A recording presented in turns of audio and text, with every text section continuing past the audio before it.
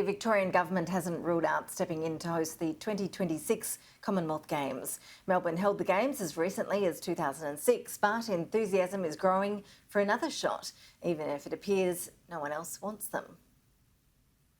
The Mayor of Melbourne's on board for another Commonwealth Games. It would be fantastic to host the Commonwealth Games in 2026. It really reinforces our status as a sporting capital. So much of the infrastructure is already here, a major boon for our city. So it would be fantastic. CAP has no fears of fan fatigue, even if the city last hosted the Games back in 2006. 20 years on, it would really mark something special, 2 decades. Melbourne and Victorian crowds, Australian crowds more generally, we really appreciate athletes performing at their best in these elite competitions. So it really feels like it would be a positive on positive on positive. And it seems the fans in Melbourne are definitely on board. Melbourne's a great city, great vibe, great people, so of course, why not? Well, I mean, going to any sporting event is just a bit of fun, so why not?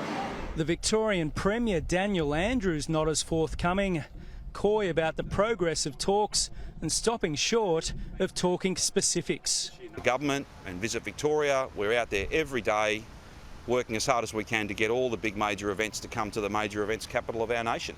Commonwealth Games Australia was tight-lipped as well today on that Victorian link, confirming only that it's in talks with several states. But Andrews clearly thinks the Games have value, even if Melbourne appears to be the only venue with its hand up.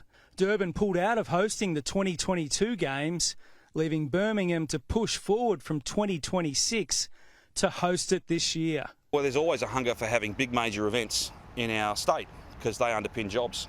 And whether it's F1, whether it's Australian Open tennis, food, wine, all the stuff that goes on at the National Gallery, they're all critically important to the livelihoods of 250,000 Victorians. That's what that visitor economy is all about. Mark Stevens, Sky News.